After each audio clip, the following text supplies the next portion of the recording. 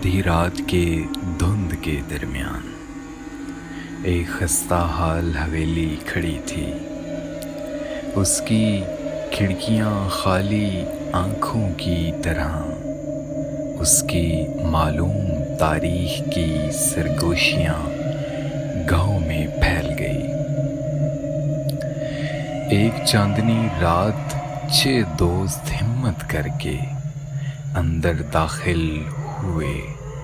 جوں جوں وہ گہرائی میں جاتے گئے، جوں جوں وہ گہرائی میں جاتے گئے، ہوا سرد ہوتی گئی اور خوفناک سرگوشیاں گونجنے لگی، سائے رقص کرتے اذیت روحوں کی جھلک ظاہر کرتے۔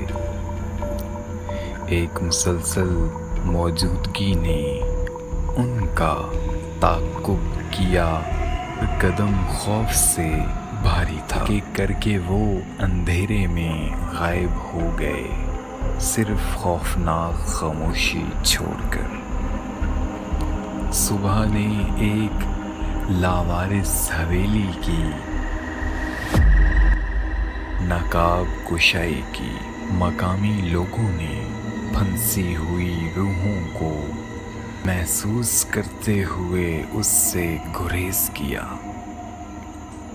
جو داخل ہوئے وہ کبھی واپس نہیں آئے، سرگوشیوں میں اضافہ کرتے رہے۔